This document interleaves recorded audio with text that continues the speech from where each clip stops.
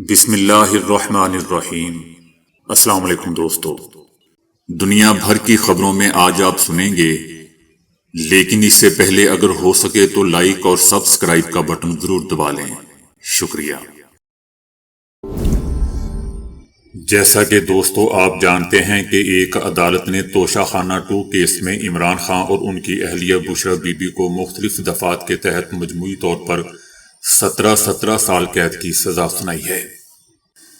عمران خان نے اس فیصلے کو عدالت میں چیلنج کرنے کا اعلان کر دیا ہے، جبکہ حکومت کا کہنا ہے کہ فیصلہ انصاف پر مبنی ہے۔ عدالت نے توشہ خانہ 2 کیس کے اپنے فیصلے میں عمران خان اور بشرا بی بی کو 10 سال قید کی سزا سنائی اور عدالت نے تعزیرات پاکستان کی دفعہ 409 کے تحت دونوں کو 7 قید علیحدہ بھی سنائی۔ عدالت نے عمران خان اور بشرا بی بی کو 1 کروڑ 60 لاکھ روپے سے زائد کا جرمانہ بھی عائد کیا ہے۔ اس کیس کا فیصلہ 1.5 مہینے پہلے محفوظ کیا گیا تھا اور آج اس مقدمے کا فیصلہ اڈیالہ جیل میں سنا دیا گیا۔ اڈیالہ جیل کے حکام کا کہنا ہے کہ فیصلہ سناتے وقت عمران خان اور بشرا بی بی کو کمرہ عدالت میں پیش کیا گیا اور ان کی موجودگی میں فیصلہ سنایا گیا۔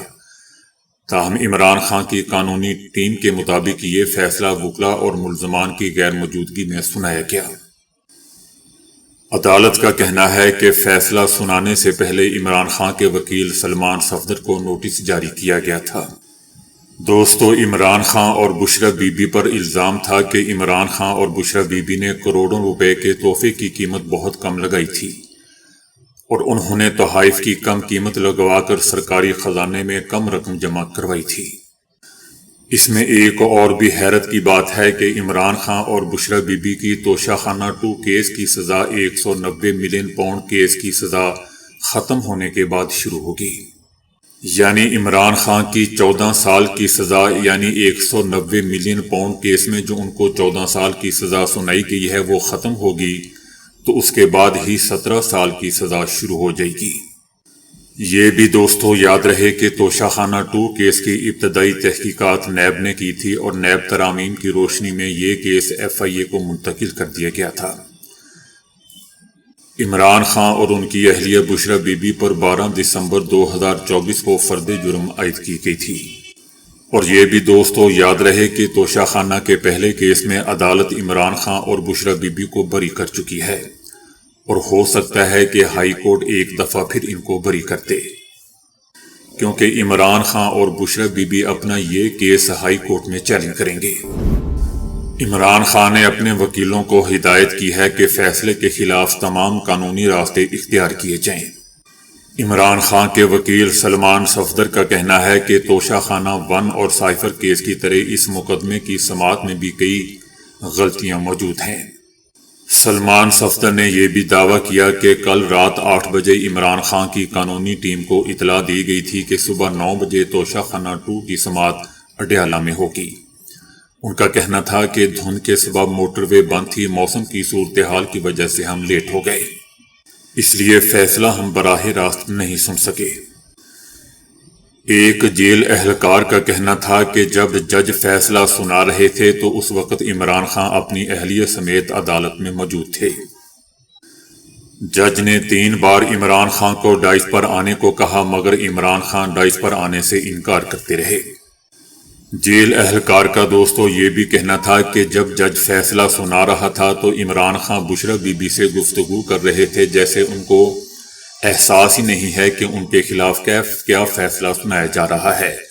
انہوں نے فیصلہ بڑی ہی لاپرواہی میں سنا، یعنی اس فیصلے کی کوئی وقت ہی نہیں تھی عمران خان کی نظر میں۔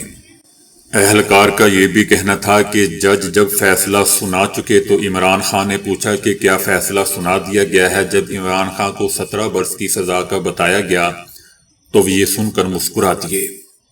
جیل میں موجود صحافیوں سے عمران خان نے کوئی گفتگو بھی نہیں کی۔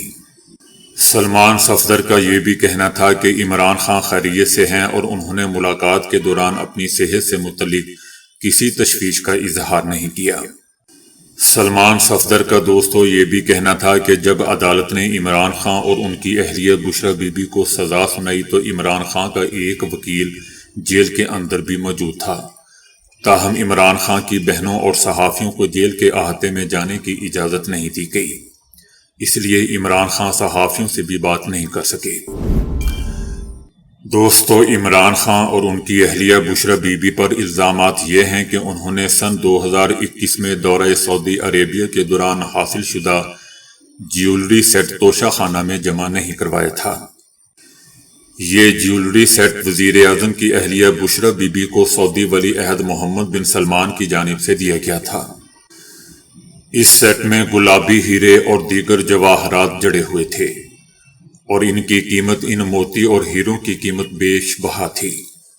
ان پر یہ الزام تھا کہ انہوں نے اختیارات کا ناجائز استعمال کرتے ہوئے ایک پرائیویٹ فرم سے جیولری سیٹ کی قیمت 58 لاکھ روپے لگائی اور 29 لاکھ روپے ادا کیے، جبکہ عدالت میں جمع کروائے گئے دفتر خارجہ اور سعودی عربیہ میں پاکستانی سفارتخانے سے حاصل شدہ ریکارڈ کے مطابق اس سیٹ کی اصل قیمت 7 کروڑ 15 لاکھ روپے سے زائد تھی۔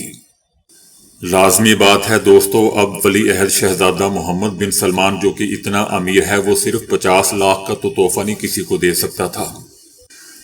توشہ خانہ 2 کیس دوستو توشہ خانہ 1 کیس سے مختلف تھا۔ اس سے پہلے عمران خان اور بشرا بی بی کو توشہ خانہ کیس میں ہی 14 سال قید کی سزا سنائی کی تھی۔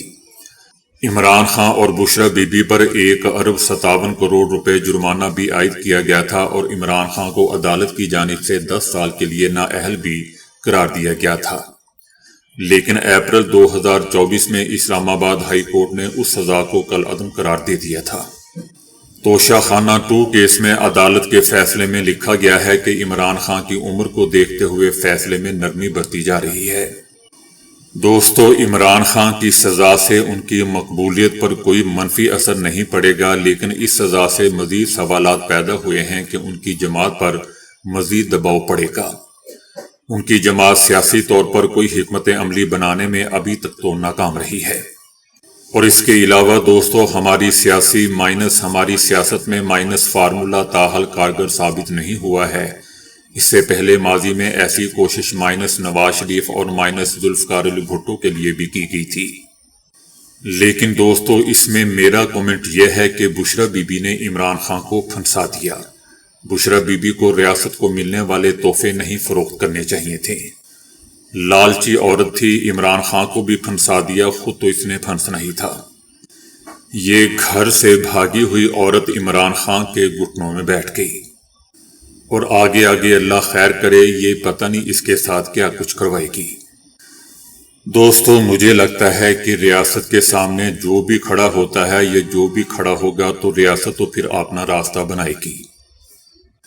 ریاست کو جو آنکھیں دکھائے گا ریاست بھی اس کو آنکھیں دکھائے گی، ورنہ آپ سب جانتے ہیں کہ نواز شریف اور زرداری نے بھی تو کئی قسم کے اس طرح کے تحفے لیے ہیں، ان کو تو ایسی کوئی سزا نہیں ملی۔ ترکیہ نے کہا ہے کہ غزہ میں عالمی امن فورس کا حصہ بننے کے حوالے سے ترکی کا موقف فیصلہ کن اور اٹل ہے۔ اس کام کے لیے ضروری اقدامات بھی طے پا چکے ہیں، حتیٰ کہ غزہ تعینات کیا جانے والا دستہ بھی حکم کا منتظر ہے۔ ترکی کا کہنا ہے کہ دراصل اسرائیل نہیں چاہتا کہ ترکیہ عالمی امن فورس کا حصہ بنے، تاہم اس سلسلے میں بات چیت جاری ہے۔ اسرائیل کی شدید مخالفت کے باوجود ترکیہ کا کہنا ہے کہ ترکی عالمی غزہ امن فورس کا حصہ بننے کے لیے کوشش کر رہا ہے۔ پرینکا گاندھی نے مودی حکومت پر زور دیا ہے کہ وہ ہندو نوجوان چندر داس کے قتل کے بعد بنگلہ دیش میں ہندو، عیسائی اور بدھ اقلیتوں کے خلاف بڑھتے ہوئے تشدد کا نوٹس لے، اور بنگلہ دیش کی حکومت کے ساتھ ان کی حفاظت کا معاملہ سختی سے اٹھانا چاہیے۔ بھارتی ریاست مغربی بنگال میں سینکڑوں خواتین دارالحکومت کولکتہ کی سڑکوں پر نکل آئی اور ایک مسلمان خاتون ڈاکٹر کا نقاب ہٹانے کے مجرمانہ فعل کے خلاف بہار کے وزیر اعلیٰ نتیش کمار کے خلاف شدید احتجاج کیا۔ مارچ میں زندگی کی مختلف شعبوں میں تعلق رکھنے والی خواتین کی ایک بڑی تعداد شریک تھی۔ مظاہرین کا کہنا تھا کہ نتیش کمار نے جو کچھ کیا وہ انتہائی شرمناک تھا اور نتیش کمار کو معافی مانگنی چاہیے۔ احتجاجی مارچ میں دوستوں مسلمانوں کے ساتھ ساتھ ہندو خواتین کی ایک بڑی تعداد شریک تھی۔ امریکہ نے کہا ہے کہ پاکستان سمیت بعض ممالک نے غزہ میں امن و امان کے قیام کے لیے فوجی دستے بھیجنے سے متعلق سوالات اٹھائے ہیں، مگر فوجی دستے تعینات کرنے پر بھی غور کرنے کی پیشکش کر رہے ہیں، جس پر امریکہ بہت شکر گزار ہے۔ امریکی وزیر خارجہ نے کہا ہے کہ امریکہ اس بات پر پاکستان کا بے حد مشکور ہے کہ اس نے غزہ امن منصوبے کا حصہ بننے یا کم از کم اس پر سنجیدگی سے غور کرنے کی پیشکش کی ہے۔ وزیر خارجہ مارکو روبیو کا کہنا تھا کہ ان کے خیال میں پاکستان سمیت دیگر ممالک ابھی کچھ اہم سوالات کے جوابات چاہتے ہیں، جن کے بعد ہی امریکہ کسی ملک سے یہ کہہ سکے گا کہ وہ غزہ امن منصوبے کے لیے اپنی خدمات پیش کریں۔ اسرائیل نے ملک کے حساس مقامات، فوجی تنصیبات اور بندرگاہوں کی معلومات حاصل کرتے اور تصاویر بناتے وقت ایک روسی شہری کو گرفتار کیا ہے۔ اسرائیل کے خفیہ ادارے نے بتایا ہے کہ ملزم نے یہ معلومات اور تصاویر ایرانی انٹیلی جنس کو دینے کا اعتراف بھی کیا ہے۔ گرفتار روسی شہری اسرائیل میں ایک غیر ملکی این جی او کے ساتھ کام کر رہا تھا اور اکتوبر میں ایرانی انٹیلی جنس سے رابطے میں آیا تھا۔ اسرائیلی خفیہ ادارے کا کہنا ہے کہ اس جاسوسی کے بدلے روسی شہری نے ایران سے ڈیجیٹل کرنسی یعنی کرپٹو کرنسی میں ادائیگی وصول کی تھی۔ اسرائیلی حکومت کا کہنا ہے کہ اگر یہ جاسوس گرفتار نہ ہوتا تو ملک میں اسرائیلی تنصیبات اور بندرگاہوں پر ایران بڑی تباہی مچا دیتا۔ صدر پیوٹن نے کہا ہے کہ اس وقت پورے محاذ پر برتری مکمل طور پر روسی افواج کے ہاتھ میں ہے، جبکہ یوکرین کے ذخائر تقریباً ختم ہو چکے ہیں، جو یوکرین حکومت کو مذاکرات کی میز پر آنے پر مجبور کر سکتے ہیں۔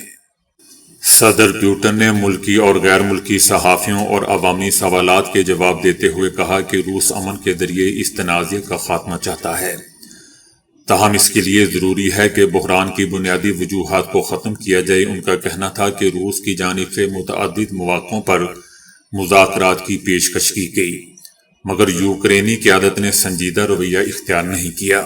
ان کا کہنا تھا کہ روسی دستے مختلف سمتوں میں مسلسل پیش قدمی کر رہے ہیں اور یوکرینی افواج پسپا ہو رہی ہے۔ صدر ٹرمپ نے کہا ہے کہ وینزویلا کے ساتھ ممکنہ جنگ کے امکان کو خارج نہیں کر سکتے، تمام آپشنز میز پر ہیں۔ وینزویلا کے قریب آئل ٹینکروں کو قبضے میں لے لیا گیا ہے۔ صدر ٹرمپ نے پابندیوں کے تحت وینزویلا سے آنے اور جانے والے آئل ٹینکر کی ناکہ بندی کا حکم دیا تھا۔ امریکہ کی اس مہم کے نتیجے میں دوستوں اب تک 28 کشتیوں پر حملے ہو چکے ہیں، جن میں 100 سے زائد افراد مارے جا چکے ہیں۔ بنگلہ دیش میں طلبہ تحریک کے سرکردہ رہنما شریف عثمان ہادی کو سپرد خاک کر دیا گیا۔ نماز جنازہ میں دوستوں چیف ایڈوائزر بنگلہ دیش ڈاکٹر محمد یونس سمیت ہزاروں افراد نے شرکت کی۔ عثمان ہادی کو آہوں اور سسکیوں کے ساتھ سپرد خاک کر دیا گیا۔ نماز جنازہ ڈھاکہ میں پارلیمنٹ کے ساؤتھ پلازا میں ادا کی گئی۔ اقوام متحدہ نے اپنی رپورٹ میں انکشاف کیا ہے کہ دنیا میں اظہار رائے کی آزادی میں 10% کمی اور صحافیوں پر حملوں میں اضافہ ہوا ہے۔ اس کے ساتھ ساتھ خواتین صحافیوں کو آن لائن ہراسانی کا بھی سامنا ہے۔ اقوام متحدہ کا کہنا ہے کہ 10% کمی جو کئی دہائیوں میں بدترین کمی ہے۔ چائنا نے ایشیا کا سب سے بڑا زیر سمندر سونے کا ذخیرہ دریافت کر لیا ہے۔ چائنا کا پہلا زیر سمندر سونے کا یہ ذخیرہ دوستوں صوبہ شنڈونگ کے شہر یانتائی کے ساحل کے قریب علاقے میں دریافت ہوا۔ اس سونے کے مجموعی ذخائر 3900 ٹن، جو چائنا کے مجموعی قومی ذخائر کا دوستوں تقریباً 26% بنتا ہے۔ یعنی چائنا کے پاس جتنا سونا ہے 26% چائنا نے سونا اور دریافت کر لیا ہے۔ چائنا اس وقت دنیا میں سونے کی کان کنی کا سب سے بڑا ملک ہے، جہاں گزشتہ سال سونے کی پیداوار 377 ٹن رہی۔ تاہم ثابت شدہ سونے کے ذخائر کے لحاظ سے چائنا اب بھی جنوبی افریقہ، آسٹریلیا اور روس جیسے ممالک سے پیچھے ہے۔ سونا نہ صرف دوستوں کرنسی میں اتار چڑھاؤ اور مالی خطرات کے خلاف تحفظ کا ذریعہ ہے، بلکہ الیکٹرانکس اور خلائی صنعت سمیت کئی صنعتی شعبوں میں بھی اہم کردار ادا کرتا ہے۔ تو دوستو ابھی کے لیے اتنا ہی۔ ویڈیو کو لائک اور شیئر کرنے کا بہت بہت شکریہ۔